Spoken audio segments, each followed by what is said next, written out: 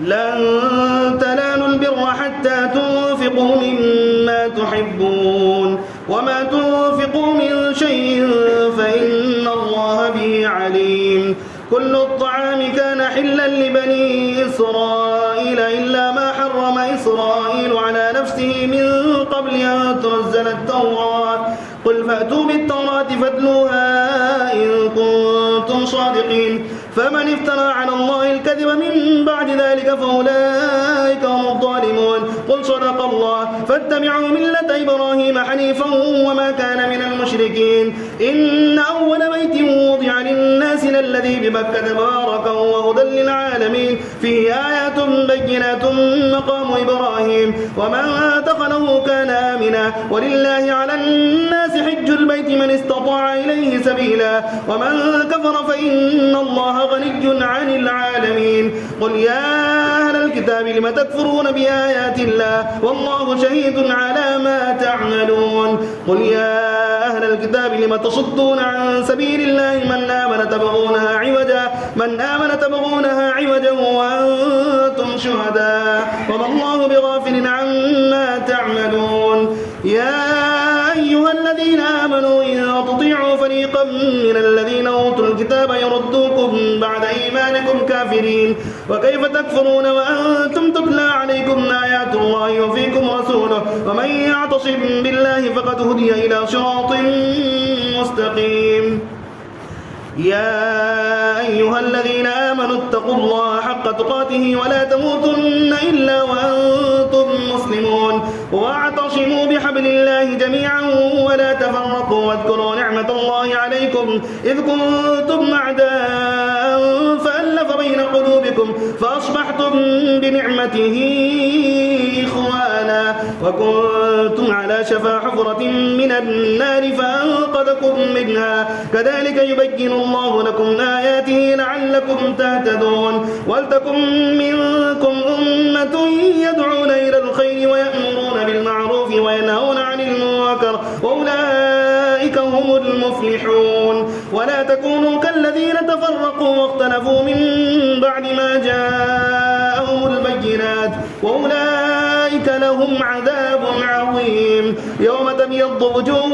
وتسود وجوه فأما الذين اسودت وجوههم لكفرتم بعد إيمانكم فذوقوا العذاب بما كنتم تكفرون. وأما الذين ابيضت وجوههم ففي رحمة الله هم فيها خالدون. تلك آيات الله نتلوها عليك بالحق وما الله يريد ظلما للعالمين.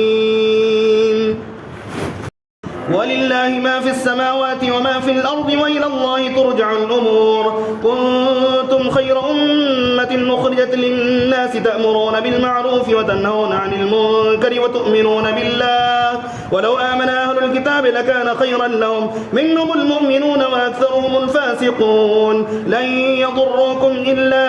أذى وإن يقاتلوكم يولوكم الأدبار ثم لا ينصرون. ضربت عليهم الذلة أينما ثقفوا إلا بحبل من الله وحبل من الناس وباءوا بغضب من الله وضربت عليهم المسكنة ذلك بأنهم كانوا يكفرون بآيات الله ويقتلون الأنبياء بغير حق ذلك بما عصوا وكانوا يعتدون. ليسوا سواء من أهل الكتاب أمة قائمة يتلون آيات الله آناء الليل وهم يسجدون يؤمنون بالله واليوم الآخر ويأمرون بالمعروف وينهون عن المنكر ويسارعون في الخيرات وأولئك من الصالحين. وما يفعلوا من خير فلن يكفروه والله عليم بالمتقين. إن الذين كفروا لن تغني عنهم أموالهم ولا أولادهم من الله شيئا وأولئك أصحاب النار هم فيها خالدون. مثل ما ينفقون في هذه الحياة الدنيا كمثل ريح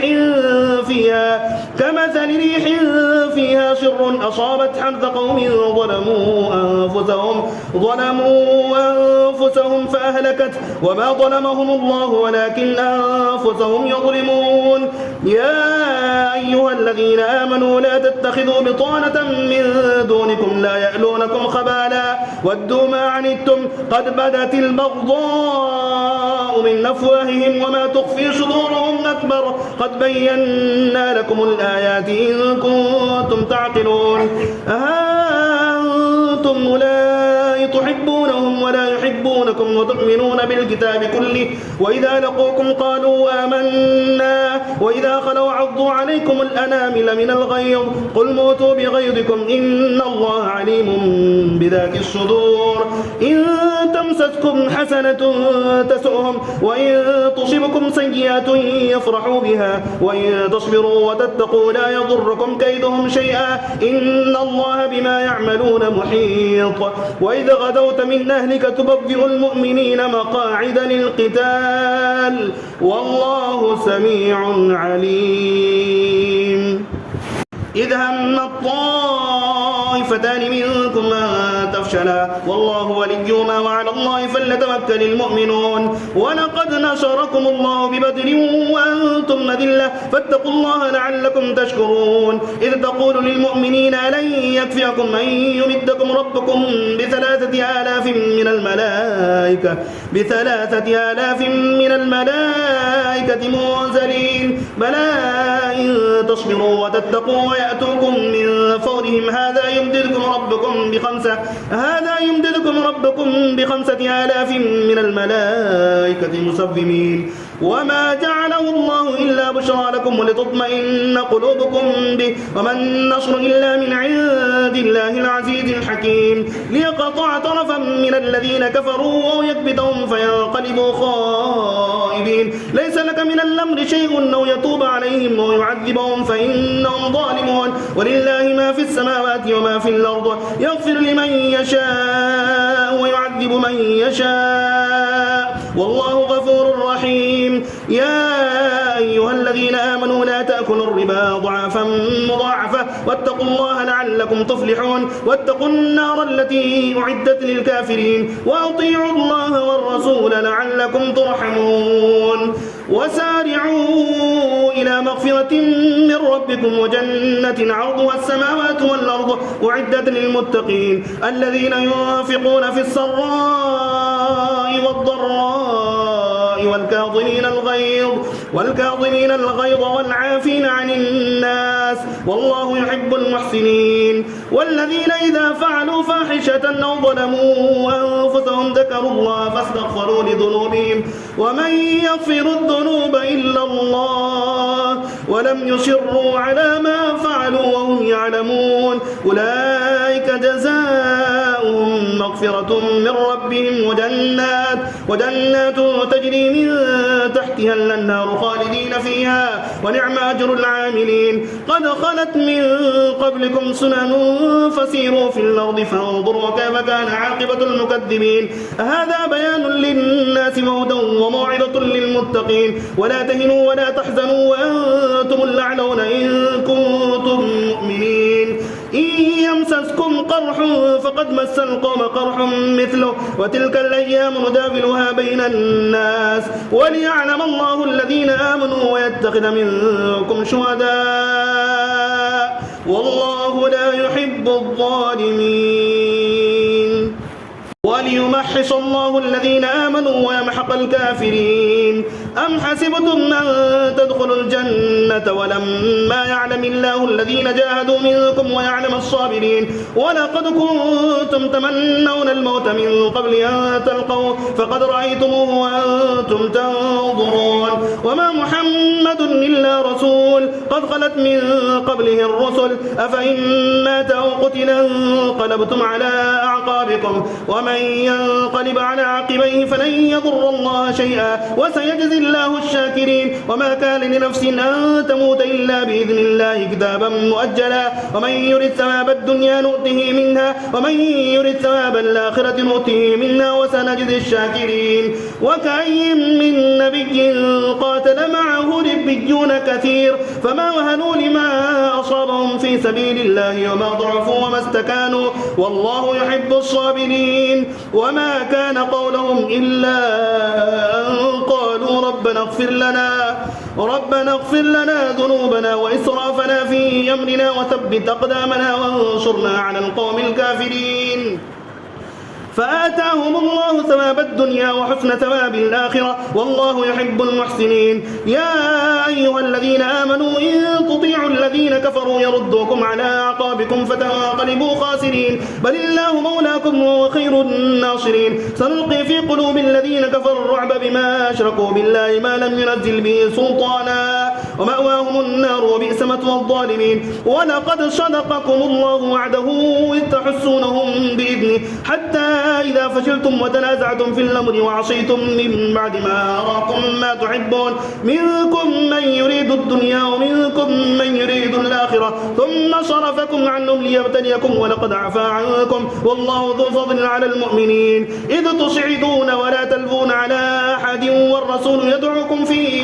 أخراكم فأثابكم غما بغم لكي لا تحزنوا على ما فاتكم ولا ما أصابكم والله خبير بما تعملون. ثم أنزل عليكم من بعد الغم أمنة وعسى يخشى طائفة منكم وطائفة قد همتهم أنفسهم يظنون بالله غير الحق ظن الجاهلية يقولون هل لنا من الأمر من شيء قل إن الأمر كله لله يخفون في أنفسهم ما لا يبدون لك يقولون لو كان لنا من الأمر شيء ما قتلنا هاهنا قل لو كنتم في بيوتكم لبرز الذين كتب عليهم القتل إلى مضاجعهم وليبتلي الله ما في صدوركم وليمحص ما في قلوبكم والله عليم بذات الصدور. إن الذين تولوا منكم يوم التقى الجمعان إنما استذلهم الشيطان ببعض ما كسبوا ولقد عفى الله عنهم إن الله غفور حليم. يا أيها الذين آمنوا لا تكونوا كالذين كفروا وقالوا لإخوانهم إذا ضربوا في الأرض أو كانوا غزا لو كانوا عندنا ما ماتوا وما قتلوا ليجعل الله ذلك حسرة في قلوبهم والله يحيي ويميت والله بما تعملون بصير. ولئن قتلتم في سبيل الله أو متم لمغفرة من الله ورحمة خير مما يجمعون. ولئن متم أو قتلتم إلى الله تحشرون فبما رحمة من الله لنت لهم ولو كنت فظا غليظ القلب لانفضوا من حولك فاعف عنهم واستغفر لهم وشاورهم في الأمر فإذا عزمت فتوكل على الله إن الله يحب المتوكلين. إن ينصركم الله فلا غالب لكم وإن يخذلكم فمن ذا الذي ينصركم من بعده وعلى الله فليتوكل المؤمنون. وما كان لنبي أن يغل ومن يغل يأتي بما غل يوم القيامة ثم توفى كل نفس ما كسبت وهم لا يظلمون. أفمن اتبع رضوان الله كمن باء بسخط من الله ومأواه جهنم وبئس المصير. هم درجات عند الله والله بصير بما يعملون. لقد من الله على المؤمنين إذ بعث فيهم رسولا من أنفسهم يتلو عليهم آياته ويزكيهم ويعلمهم الكتاب والحكمة وإن كانوا من قبل لفي ضلال مبين. أولما أصابتكم مصيبة قد أصبتم مثليها قلتم أن هذا قل هو من عند أنفسكم إن الله على كل شيء قدير. وما أصابكم يوم التقى الجمعان فبإذن الله وليعلم المؤمنين وليعلم الذين نافقوا وقيل لهم تعالوا قاتلوا في سبيل الله أو ادفعوا قالوا لو نعلم قتالا لاتبعناكم هم للكفر يومئذ أقرب منهم للإيمان يقولون بأفواههم ما ليس في قلوبهم والله أعلم بما يكتمون. الذين قالوا لإخوانهم وقعدوا لو أطاعونا ما قتلوا قل فادرؤوا ادرءوا عن أنفسكم الموت إن كنتم صادقين ولا تحسبن الذين قتلوا في سبيل الله أمواتا بل أحياء عند ربهم يرزقون فرحين بما آتاهم الله من فضله ويستبشرون بالذين لم يلحقوا بهم من خلفهم من لا خوف عليهم ولا هم يحزنون يستبشرون بنعمة من الله وفضل وأن الله لا يضيع أجر المؤمنين الذين استجابوا لله والرسول من بعد ما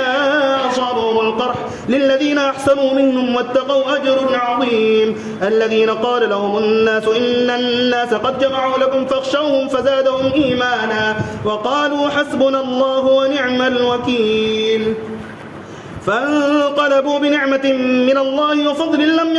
لم يمسسهم سوء واتبعوا رضوان الله والله ذو فضل عظيم إنما ذلكم الشيطان يخفف أولياءه فلا تخافوهم وخافون إن كنتم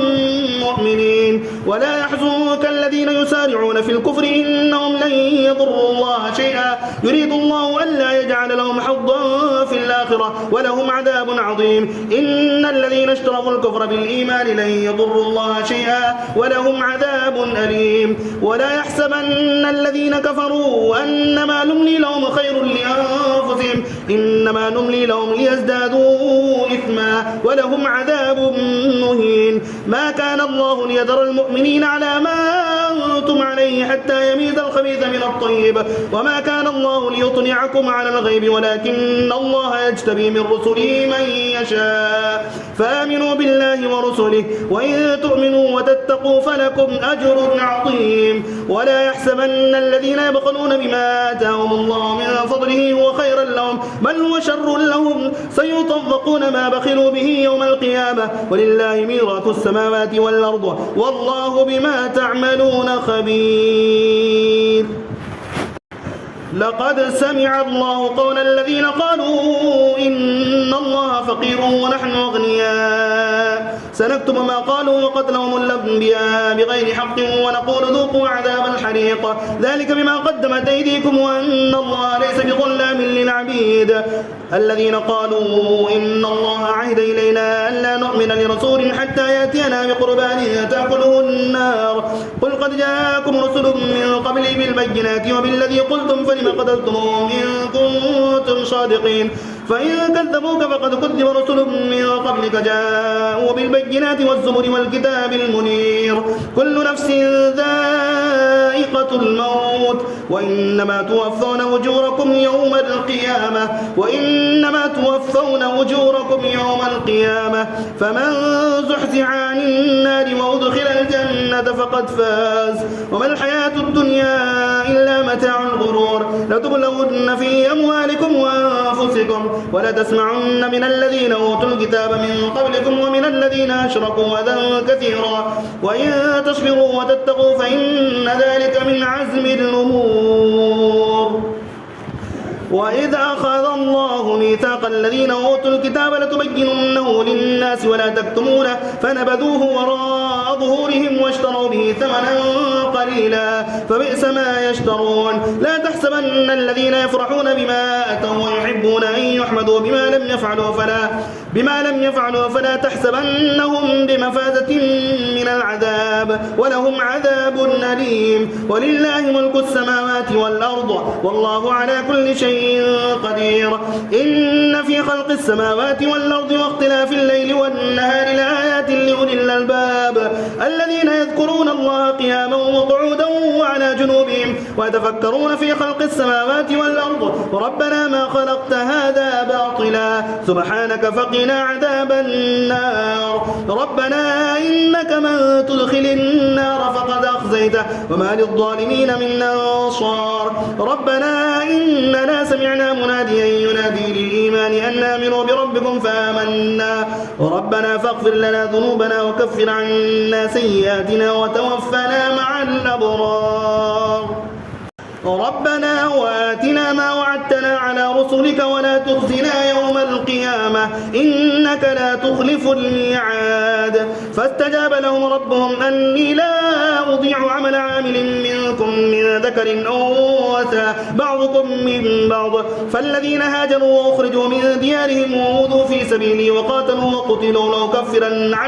لأكفرن عنهم سيئاتهم ولأدخلنهم جنات تجري من تحتها الأنهار ثوابا من عند الله والله عنده حسن الثواب لا يغرنك تقلب الذين كفروا في البلاد متاع قليل ثم مأواهم جهنم وبئس المهاد لكن الذين اتقوا ربهم لهم جنات تجري من تحتها الأنهار خالدين فيها نزلا من عند الله وما عند الله خير للأبرار وإن من أهل الكتاب لمن يؤمن بالله وما أنزل إليكم وما أنزل إليهم خاشعين لله لا يشترون بآيات الله ثمنا قليلا أولئك لهم أجرهم عند ربهم إن الله سريع الحساب يا أيها الذين آمنوا اصبروا وصابروا ورابطوا واتقوا الله لعلكم تفلحون يا أيها الناس اتقوا ربكم الذي خلقكم من نفس واحدة وخلق منها زوجها وبث منهما رجالا كثيرا ونساء واتقوا الله الذي تساءلون به والأرحام إن الله كان عليكم رقيبا وآتوا اليتامى أموالهم ولا تتبدلوا الخبيث بالطيب ولا تأكلوا أموالهم إلى أموالكم إنه كان حوبا كبيرا وإن خفتم ألا تقسطوا في اليتامى فانكحوا ما طاب لكم من النساء مثنى وثلاث ورباع فإن خفتم ألا تعدلوا فواحدة أو ما ملكت أيمانكم ذلك أدنى ألا تعولوا وآتوا النساء صدقاتهن نحلة فإن طبن لكم عن شيء منه نفسا فكلوه هنيئا مريئا ولا تؤتوا السفهاء أموالكم التي جعل الله لكم قياما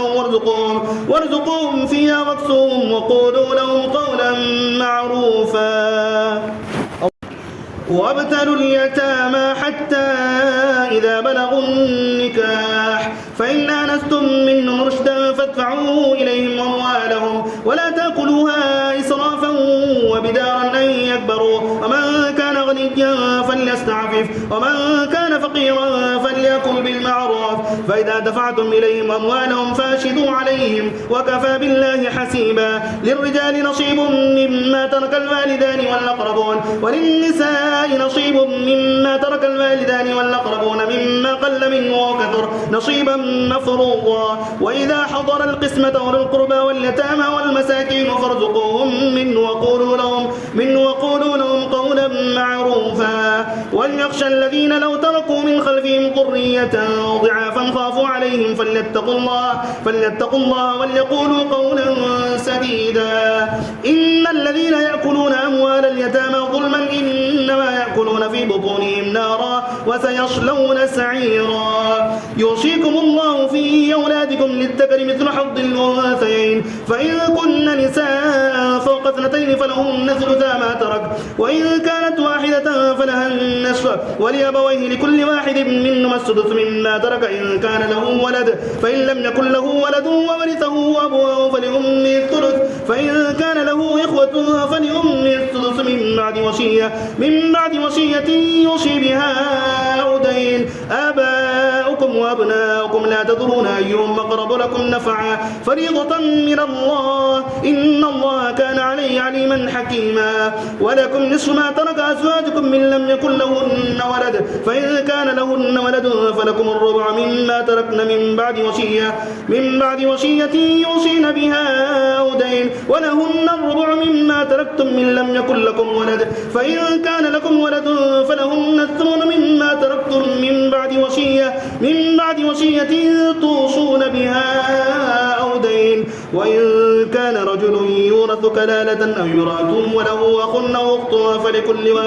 فلكل واحد منهما السدس فإن كانوا أكثر من ذلك فهم شركاء في الثلث من بعد وصية وفي الثلث من بعد وصية يوصى بها أو دين غير مضار وصية من الله والله عليم حليم. تلك حدود الله ومن يطع الله ورسوله يدخل جنات تجري من تحتها الأنهار خالدين فيها وذلك الفوز العظيم. ومن يعص الله ورسوله ويتعد حدوده يدخل نارا خالدا فيها وله عذاب مهين. واللاتي ياتين الفاحشة من نسائكم فاستشهدوا عليهن 4 منكم فإن شهدوا فامسكوهن في البيوت حتى يتوفاهن الموت أو يجعل الله لهن سبيلا. واللذان يأتيانها منكم فآذوهما فإن تابا وأصلحا فأعرضوا عنهما إن الله كان توابا رحيما. إنما التوبة على الله للذين يعملون السوء بجهالة ثم يتوبون من قريب فأولئك يتوب الله عليهم وكان الله عليما حكيما. وليست التوبة للذين يعملون السيئات حتى إذا حضر أحدهم الموت قال إني تبت الآن ولا الذين يموتون وهم كفار أولئك أعتدنا لهم عذابا أليما. يا أيها الذين آمنوا لا يحل لكم أن ترثوا النساء كرها ولا تعضلوهن لتذهبوا ببعض ما آتيتموهن إلا أن يأتين بفاحشة مبينة وعاشروهن بالمعروف فإن كرهتموهن فعسى أن تكرهوا شيئا ويجعل الله فيه خيرا كثيرا. وإن أردتم استبدال زوج مكان زوج وآتيتم إحداهن قنطارا فلا تأخذوا منه شيئا أتأخذونه بهتانا وإثما مبينا. وكيف تأخذونه وقد أفضى بعضكم إلى بعض وأخذن منكم ميثاقا غليظا. ولا تنكحوا ما نكح آباؤكم من النساء إلا ما قد سلف إنه كان فاحشة ومقتا وساء سبيلا. حرمت عليكم أمهاتكم وبناتكم وأخواتكم وعماتكم وخالاتكم وبنات الأخ وبنات الأخت وأمهاتكم اللاتي يرضعنكم حرمت عليكم أمهاتكم وبناتكم وأخواتكم وعماتكم وخالاتكم وبنات الأخ وبنات الأخت وأمهاتكم اللاتي يرضعنكم وأخواتكم من الرضاعة وأمهات نسائكم وربائبكم اللاتي في حجوركم من نسائكم اللاتي دخلتم بهن فإن لم تكونوا دخلتم بهن فلا جناح عليكم وحلائل أبنائكم الذين من أصلابكم وأن تجمعوا بين الأختين إلا ما قد سلف إن الله كان غفورا رحيما. والمحصنات من النساء إلا ما ملكت أيمانكم كتاب الله عليكم وأحل لكم ما وراء ذلكم ما تبتغوا بأموالكم محسنين غير مسافحين فما استمتعتم به منهن فآتوهن أجورهن فريضة ولا جناح عليكم فيما تراضيتم به من بعد الفريضة إن الله كان عليما حكيما. ومن لم يستطع منكم قولا أن ينكح المحصنات المؤمنات فمما ملكت أيمانكم من فتياتكم المؤمنات والله أعلم بإيمانكم بعضكم من بعض فانكحوهن بإذن أهلهن وآتوهن أجورهن بالمعروف محصنات غير مسافعات ولا متخذات أخدان فإذا أحصن فإن أتين بفاحشة فعليهن نصف ما على المحصنات من العذاب ذلك لمن خشي العنة منكم وأن تصبروا خير لكم والله غفور رحيم. يريد الله ليبين لكم ويهديكم سنن الذين من قبلكم ويتوب عليكم والله عليم حكيم. والله يريد أن يتوب عليكم ويريد الذين يتبعون الشهوات أن تميلوا ميلا عظيما. يريد الله أن يخفف عنكم وخلق الإنسان ضعيفا. يا أيها الذين آمنوا لا تأكلوا أموالكم بينكم بالباطل إلا أن تكون تجارة عن تراض منكم معكم ولا تقتلوا أنفسكم إن الله كان بكم رحيما ومن يفعل ذلك عدوانا وظلما فسوف نصليه نارا وكان ذلك على الله يسيرا إن تجتنبوا كبائر ما تنهون عنه نكفر عنكم سيئاتكم وندخلكم مدخلا كريما ولا تتمنوا ما فضل الله به بعضكم على بعض للرجال نصيب مما اكتسبوا وللنساء نصيب مما اكتسبن واسألوا الله من فضله إن الله كان بكل شيء عليما ولكل جعلنا موالي مما ترك الوالدان والأقربون والذين عقدت أيمانكم فآتوهم نصيبهم إن الله كان على كل شيء شهيدا الرجال قوامون على النساء بما فضل الله بعضهم على بعض وبما أنفقوا من أموالهم فالصالحات قانتات حافظات للغيب بما حفظ الله واللاتي تخافون نشوزهن فعظوهن واهجروهن في المضاجع واضربوهن فإن أطعنكم فلا تبغوا عليهن سبيلا إن الله كان عليا كبيرا وإن خفتم شقاق بينهما فبعثوا حكما من أهله وحكما من أهلها إن يريدا إصلاحا يوفق الله بينهما إن الله كان عليما خبيرا واعبدوا الله ولا تشركوا به شيئا وبالوالدين إحسانا وبذي القربى واليتامى والمساكين والجار ذي القربى والجار الجنب والصاحب بالجنب وابن السبيل وما ملكت أيمانكم إن الله لا يحب من كان مختالا فخورا الذين يبخلون ويأمرون الناس بالبخل ويكتمون ما آتاهم الله من فضله وأعتدنا للكافرين عذابا مهينا والذين ينفقون أموالهم رئاء الناس ولا يؤمنون بالله ولا باليوم الآخر ومن يكن الشيطان له قرينا فساء قرينا وماذا عليهم لو آمنوا بالله واليوم الآخر وأنفقوا مما رزقهم الله وكان الله بهم عليما إن الله لا يظلم مثقال ذرة وإن تك حسنة يضاعفها ويؤت من لدنه أجرا عظيما فكيف إذا جئنا من كل أمة بشهيد وجئنا بك على هؤلاء شهيدا يومئذ يود الذين كفروا وعصوا الرسول لو تسوى بهم الأرض ولا يكتمون الله حديثا يا أيها الذين آمنوا لا تقربوا الصلاة وأنتم سكارى حتى تعلموا ما تقولون ولا جنبا إلا عابر سبيل حتى تغتسلوا وإن كنتم مرضى أو على سفر أو جاء أحد منكم من الغائط أو لامستم النساء فلم تجدوا ماء فتيمموا صعيدا طيبا فامسحوا بوجوهكم وأيديكم إن الله كان عفوا غفورا ألم تر إلى الذين أوتوا نصيبا من الكتاب يشترون الضلالة ويريدون أن تضلوا السبيل والله أعلم بأعدائكم وكفى بالله وليا وكفى بالله نصيرا من الذين هادوا يحرفون الكلم عن مواضعه ويقولون سمعنا وعصينا واسمع غير مسمع وراعنا ليا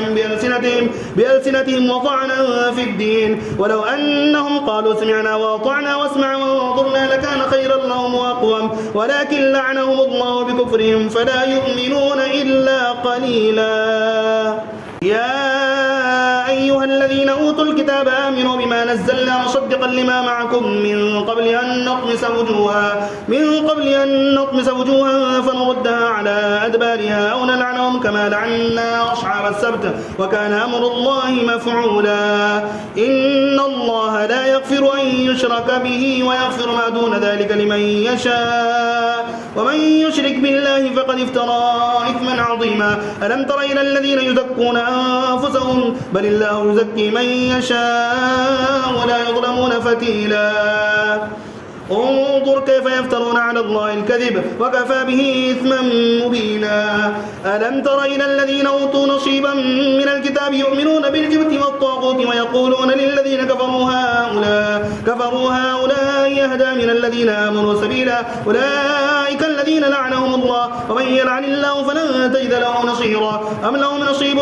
من الملك فإذا لا يؤتون الناس نقيرا أم يحسدون الناس على ما آتاهم الله من فضله فقد آتينا آل إبراهيم الكتاب والحكمة وآتيناهم ملكا عظيما فمنهم من آمن به ومنهم من صد عنه وكفى بجهنم سعيرا إن الذين كفروا بآياتنا سوف نصليهم نارا كلما نضجت جلودهم بدلناهم جلودا غيرها ليذوقوا العذاب إن الله كان عزيزا حكيما والذين آمنوا وعملوا الصالحات سندخلهم جنات تجري من تحتها الأنهار خالدين فيها أبدا لهم فيها أزواج مطهرة وندخلهم ظلا ظليلا إن الله يأمركم أن تؤدوا الأمانات إلى أهلها وإذا حكمتم بين الناس أن تحكموا بالعدل إن الله نعم ما يعظكم به إن الله كان سميعا بصيرا يا أيها الذين آمنوا أطيعوا الله وأطيعوا الرسول وأولي الأمر منكم فإن تنازعتم في شيء فردوه إلى الله والرسول إن كنتم تؤمنون بالله واليوم الآخر ذلك خير وأحسن تأويلا ألم تر إلى الذين يزعمون أنهم آمنوا بما أنزل إليك وما أنزل من قبلك يريدون أن يتحاكموا إلى الطاغوت وقد أمروا أن يكفروا به ويريد الشيطان أن يضلهم ضلالا بعيدا وإذا قيل لهم تعالوا إلى ما أنزل الله وإلى الرسول رأيت المنافقين يصدون عنك صدودا فكيف إذا أصابتهم مصيبة بما قدمت أيديهم ثم جاءوك يحلفون بالله إن أردنا إلا إحسانا وتوفيقا أولئك الذين يعلم الله ما في قلوبهم فأعرض عنهم وعظهم وقل لهم في أنفسهم قولا بليغا وما أرسلنا من رسول إلا ليطاع بإذن الله ولو أنهم يظلموا أنفسهم جاءوك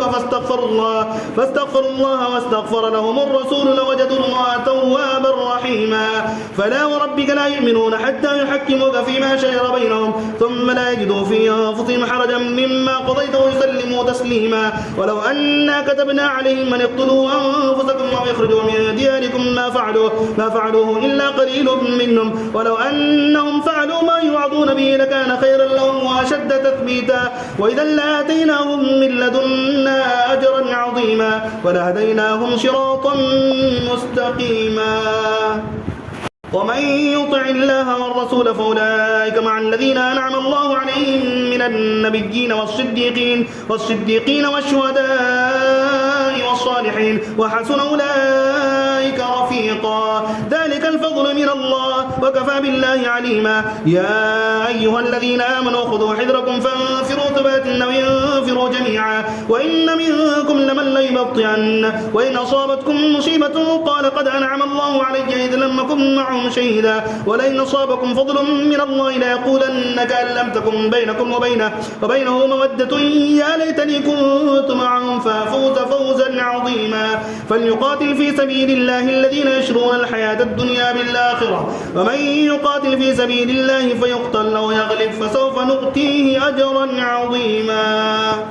وما لكم لا تقاتلون في سبيل الله والمستضعفين من الرجال والنساء والولدان الذين يقولون ربنا أخرجنا من هذه القرية الظالم أهلها واجعل لنا من لدنك وليا واجعل لنا من لدنك نصيرا الذين آمنوا يقاتلون في سبيل الله والذين كفروا يقاتلون في سبيل الطاغوت فقاتلوا أولياء الشيطان إن كيد الشيطان كان ضعيفا ألم تر إلى الذين قيل لهم كفوا أيديكم وأقيموا الصلاة وآتوا الزكاة فلما كتب عليهم القتال إذا فريق منهم يخشون الناس كخشية الله أو أشد خشية وقالوا ربنا لما كتبت علينا القتال لولا أخرتنا إلى أجل قريب قل متاع الدنيا قليل والآخرة خير لمن اتقى ولا تظلمون فتيلا ولا تظلمون فتيلا. أينما تكونوا يدرككم الموت ولو كنتم في بروج مشيدة. وإن تصبهم حسنة يقولوا هذه من عند الله وإن تصبهم سيئة يقولوا هذه من عندك قل كل من عند الله. فما لهؤلاء القوم لا يكادون يفقهون حديثا. ما أصابك من حسنة فمن الله وما أصابك من سيئة فمن نفسك وأرسلناك للناس رسولا وكفى بالله شهيدا. من يطع الرسول فقد أطاع الله ومن تولى فما أرسلناك عليهم حفيظا. ويقولون طاعة فإذا برزوا من عندك بيت طائفة منهم غير الذي تقول والله يكتب ما يبيتون فأعرض عنهم وتوكل على الله وكفى بالله وكيلا. أفلا يتدبرون القرآن ولو كان من عند غير الله لوجدوا فيه اختلافا كثيرا. وإذا جاءهم أمر من الأمن أو الخوف يذاعوا به ولو ردوه إلى الرسول وإلى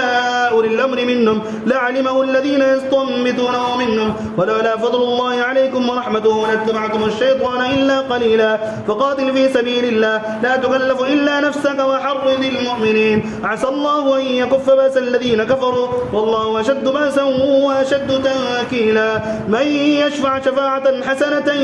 يكن له نصيب منها ومن يشفع شفاعة سيئة يكن له كفل منها وكان الله على كل شيء مقيتا. وإذا حييتم بتحية فحيوا بأحسن منها أو ردوها إن الله كان على كل شيء حسيبا. الله لا إله إلا هو لا يجمعنكم إلى يوم القيامة لا ريب فيه ومن أصدق من الله حديثا.